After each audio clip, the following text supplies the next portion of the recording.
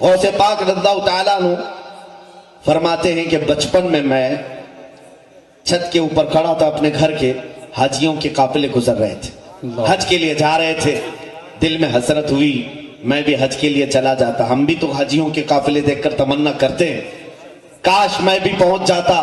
غوث پاک فرماتے میرے دل میں حسرت ہوئی، ابھی میری آنکھوں سے آنسوں کا قطرہ میرے رخسار پر آیا بھی نہ تھا کہ میں نے دیکھا عالم وجد میں خانہ کعبہ میرے گھر کے ارد گرد طواف کر رہا ہے۔ خانہ کعبہ کو میں نے اپنے ارد گرد طواف کرتے دیکھا، یہ وہ کعبہ نہیں جو سیمنٹ اور پتھر سے بنے ہوئی کعبے کو، یہ اہل بصیرت کا کعبہ ہے جو اہل اللہ دیکھا کرتے تھے۔ وہ کعبہ اولیاء کے پاس جاتا تھا اور غوث پاک رضی اللہ تعالیٰ عنہ نے اپنے بچپن میں دیکھا، اسی لیے امام اہل سنت نے ان کی شان میں یہ فرمایا ہے جہاں سارے اقطاب جہاں کرتے ہیں کعبے کا طواف، کعبہ کرتا ہے طواف در والا سے۔ نعرہ تکبیر، نعرہ رسالت، فیضان غوث اعظم، عظمت تاج الاولیاء، شان تاج الاولیاء، انوار تاج الاولیاء، مسلک اعلیٰ حضرت۔ اسی طرح کی بات تاج الاولیاء کی بارگاہ میں بھی، تاج الاولیاء یہ مجذوب صفت اور اس طرح جس کو کہتے ہیں قلندرانہ عادت ہے، جسے دنیا و مافیہ سے کوئی لینا دینا نہیں، لیکن در حقیقت انہی کی اس وقت حکومت بھی چلتی رہتی، حکومتوں سے بے نیاز، لیکن حکومتیں بانٹنے والے یہی، بے شک ان کی عادتیں ایسی۔ ایک صاحب مدراس سے آئے اور غریب تھے، تاج الاولیاء کے پاس، میں نے پڑھا کافی پہلے ہی، آ کر کے کہا کہ حضور حج پہ جانا ہے، آپ کے پاس بڑے بڑے سیٹ لوگ آتے ہیں، راجے مہاراجے آتے ہیں، کسی سے پیسے دلواؤ اور مجھے حج کروا دو۔ بہت سارے لوگ نظر و نیاز دیتے ہیں، وہ اتنی ساری نظریں آپ بانٹ دیتے ہیں، میرے حج کے پیسوں کا انتظام کر دو۔ مرید دیوانے ہوتے ہیں جو حقیقت میں ہوتے ہیں، پکڑ لیا۔ بابا نے کہا ٹھیک ہے رہ جاؤ، یہیں پر رہو۔ کئی دن گزر گئے، کئی نذرانے بھی آئے، اور جب جب نذرانے آئے پورے آپ بانٹ دیں۔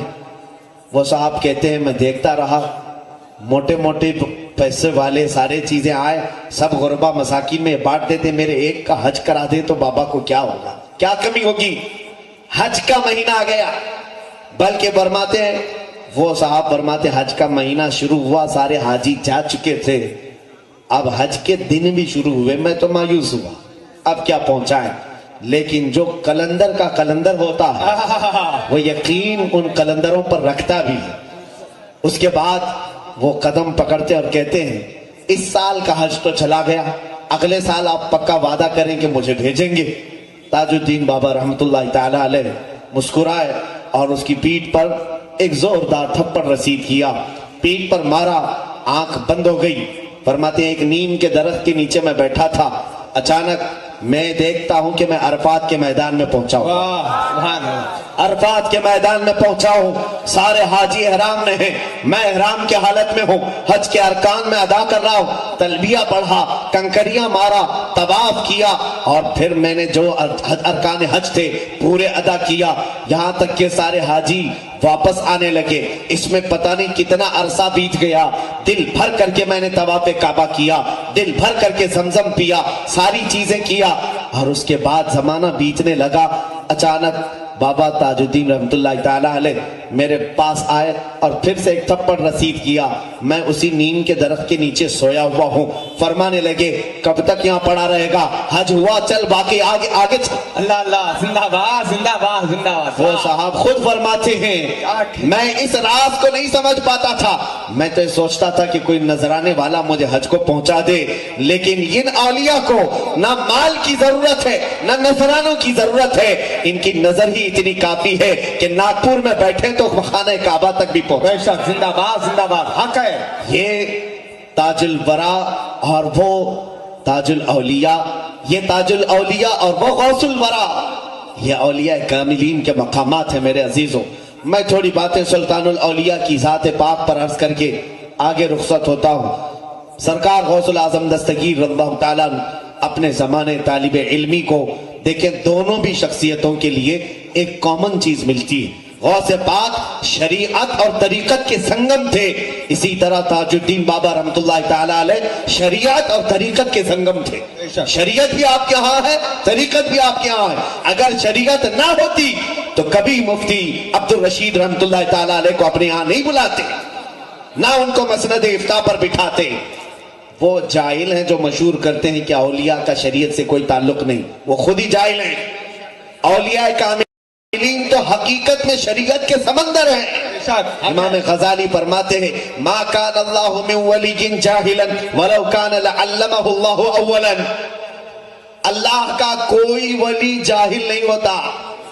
یہ اور بات ہے کہ کسی کے پاس اگر پڑھا نہیں ہے اللہ خود اسے پہلے پڑھاتا ہے، پہلے اسے علم دیتا ہے پھر ولایت دیتا ہے۔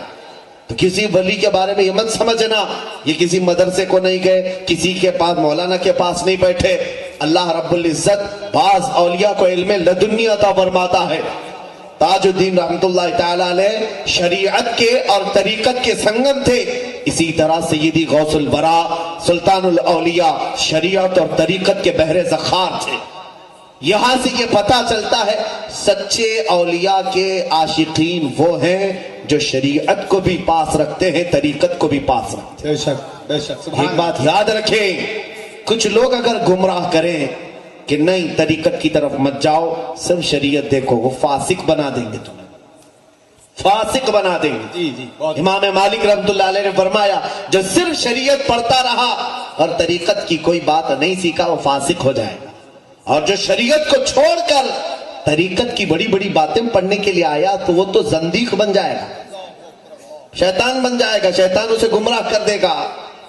اور جو دونوں کو جمع کر دیا وہ اللہ تک پہنچ گیا، سبحان اللہ، وہ رب تک پہنچ گیا، کیونکہ میرے عزیز شریعت مولانا لوگوں کی نہیں ہے، میرے آقا صلی اللہ علیہ وسلم کی، بے شک، کیا رسول پاک کی ہے۔ بے شک، اور اس دروازے کو چھوڑ کر رب کی معرفت کہاں سے ہوگی؟ بخدا خدا کا یہی ہے در، نہیں اور کوئی مکر مکر جو وہاں سے ہو یہی آ کے ہو، جو یہاں نہیں تو وہاں نہیں۔ بے شک، کیا کہنے زندہ باد زندہ باد۔ رسول کریم صلی اللہ علیہ وسلم کی شریعت یہ در حقیقت میرے آقا کا دروازہ ہے، یہ چھوڑ کر معرفت تک نہیں پہنچ سکو گی۔ خیر غوث پاک رضی اللہ تعالیٰ عنہ خود اپنے قصیدے میں فرماتے ہیں درست العلم حتی صرت قطبا ونلت السعد من مولا الموالی، میں علم حاصل کرتا رہا، علم حاصل کرتا رہا، یہاں تک کہ میں علم حاصل کرنے کے زمانے میں ہی قطبیت کے مقام کو پہنچ گیا، سبحان اللہ سبحان اللہ، قطب بن گئے۔ غوث پاک زمانے طالب علمی میں قطب تھے، یہ علم حاصل کرتے کرتے آج ضرورت ہے طلباء اسلامیہ کو جو مدارس میں پڑھتے انہیں بھی بتایا جائے کہ تم علم جو شریعت کا حاصل کر رہے ہو ساتھ ہی ساتھ قناعت کا، صبر کا، توکل کا، رضا کا، ثبات کا، استقامت کا پڑھو گے تو تم زمانے طالب علمی میں بھی مقام باطن حاصل کر لو۔ کیا کہنے، بے شک، بہت لیکن